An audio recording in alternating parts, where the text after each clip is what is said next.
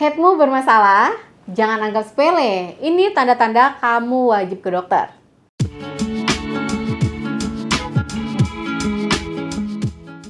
Halo, Assalamualaikum warahmatullahi wabarakatuh. Halo wanita hebat. Jumpa lagi ya dengan saya, Dr. Edilia Sadina Putri. Nah, buat para wanita, haid atau menstruasi itu kan siklus bulanan yang normal ya. Kadang memang ada rasa nggak nyaman seperti kram perut atau nyeri pada punggung. Nah, itu hal wajar teman-teman. Tetapi gimana kalau masalah haid itu udah nggak wajar lagi alias ada yang aneh yang bikin khawatir? Sayangnya, banyak wanita nih yang sering menganggap sepele masalah haid yang mereka alami. Padahal itu bisa jadi ya tanda suatu kondisi yang serius yang butuh penanganan dokter. Tenang teman-teman, di video kali ini kita bakal kupas tuntas masalah-masalah haid apa saja ya yang nggak boleh kamu abaikan dan wajib nih harus segera diperiksakan ke dokter. Ini penting banget buat semua wanita agar lebih peka terhadap sinyal-sinyal yang diberikan oleh tubuhnya. Tonton sampai habis ya. Kenapa perubahan haid itu perlu diperhatikan teman-teman? Jadi teman-teman, siklus haid itu cerminan dari kesehatan reproduksi dan juga hormon seorang wanita. Sistem ini kompleks dan juga sensitif. Ketika ada gangguan atau perubahan signifikan nih pada pola haidmu, itu artinya tubuh sedang mencoba memberitahu kamu bahwa ada sesuatu yang nggak beres nih di dalam tubuh kamu nih. Yuk, jangan diabaikan. Maksudnya gitu. Nah, dengan mengabaikan tanda-tanda ini teman-teman, itu bisa berakibat fatal. Karena bisa jadi itu indikasi awal dari penyakit yang jika terlambat ditangani itu bisa lebih parah. Jadi yuk kita kenali tanda-tandanya. Ini dia daftar masalah haid yang gak boleh kamu anggap sepele dan wajib segera diperiksakan ke dokter. Yang pertama, kalau kamu mengalami haid tiba-tiba gak teratur padahal sebelumnya teratur. Teman-teman, kalau kamu biasanya punya siklus haid yang teratur tiap bulan, lalu tiba-tiba jadi sangat nggak teratur, sering telat banget atau bahkan nggak haid sampai lebih dari 3 bulan atau 3 bulan berturut-turut ya, bukan karena hamil. Ini perlu dicurigai. Biasanya itu ada masalah-masalah hormonal seperti PCOS atau masalah pada tiroid atau karena stres berlebihan, perubahan berat badan drastis atau kondisi-kondisi lain yang mendasarinya. Yang kedua, perdarahan yang dialami itu hebat dan juga terlalu lama. Jadi kalau perdarahan haidnya itu sangat banyak, sampai harus ganti pembalut tiap jam, atau perdarahan yang berlangsung itu lebih dari 7 hari, terus menerus gitu ya, itu nggak normal. Ini bisa menyebabkan anemia, bisa menyebabkan kamu kekurangan darah, dan mungkin ini adalah suatu indikasi adanya fibroid rahim, polip, atau gangguan pembekuan darah, dan harus segera diperiksakan ke dokter. Yang ketiga, nyeri haid yang sangat hebat yang sampai mengganggu aktivitas kamu. Jadi, nyeri haid yang ringan sampai sedang itu wajar. Tetapi, kalau nyerinya itu sangat parah, sampai kamu nggak bisa beraktivitas, sampai kamu harus izin nih dari sekolah, dari kerja, atau udah konsumsi obat pereda nyeri, itu nggak mempan juga, itu bisa jadi tanda suatu endometriosis atau jaringan rahim tumbuh di luar rahim. Atau adanya suatu adenomiosis atau fibroid, itu jangan ditahan ya atau dianggap biasa teman-teman.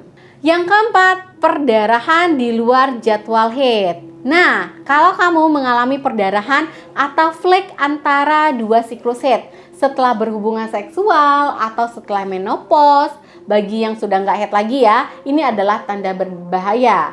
Perdarahan ini bisa jadi indikasi suatu infeksi, polip, fibroid, atau bahkan kondisi-kondisi yang lebih serius seperti kanker serviks ataupun kanker rahim.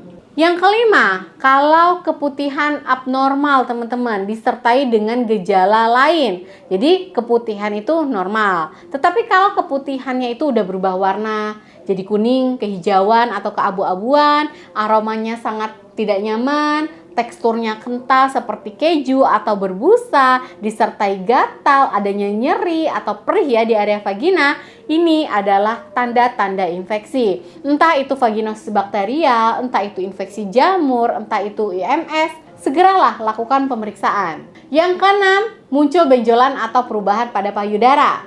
Meskipun bukan masalah head secara langsung ya teman-teman, tetapi hal ini bisa mempengaruhi payudara nih, masalah siklus head ini.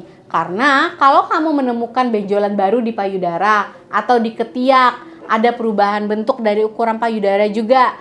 Terus kayaknya kulit payudara itu mengerut dok, kayak seperti kulit-kulit jeruk. Putingnya masuk ke dalam, keluar cairan dari puting. Walaupun nggak semua ya kamu merasakan keluhan ini, salah satu saja kamu merasakannya, itu teman-teman harus segera wajib periksa ke dokter. Lakukan sadari dulu nih, periksa payudara sendiri setiap bulannya.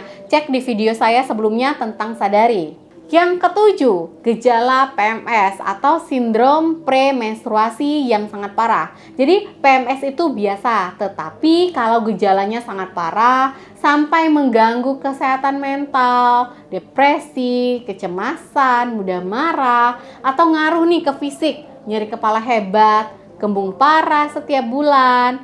Ini bisa jadi ya gejala dari PMDD. Apa itu dok? Jadi itu premenstrual dysphoric disorder, adalah bentuk dari PMS yang lebih serius teman-teman, dan ini butuh penanganan medis.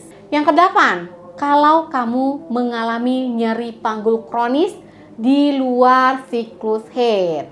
Jadi kalau kamu sering merasakan nyeri seperti ini di area panggul yang tidak berhubungan langsung dengan head kamu, atau nyerinya itu terjadi pada saat berhubungan seksual, ini bisa jadi pertanda adanya masalah di organ-organ reproduksi, entah itu terjadi endometriosis, kista ovarium, atau penyakit radang panggul, PID. Oke teman-teman, kalau kamu mengalami hal seperti itu harus segera periksa ke dokter. Jadi, wanita hebat, sudah jelas ya bahwa masalah head itu tidak selalu bisa kita anggap sepele. Tubuh kita itu sebenarnya punya cara sendiri untuk memberikan sinyal ke kita nih kalau ada sesuatu yang nggak beres di dalam tubuh. Jangan takut, jangan malu untuk pergi ke dokter jika memang kamu mengalami salah satu atau beberapa tanda yang udah saya sebutkan tadi. Semakin cepat masalahnya dideteksi, semakin cepat juga teman-teman bisa ditangani. Semakin besar peluang kamu untuk sehat kembali dan terhindar dari komplikasi-komplikasi yang lebih serius. Kesehatan kamu adalah investasi terbaik. Siapa nih di antara kamu atau mungkin orang terdekat kamu yang pernah mengalami salah satu masalah-masalah head tadi?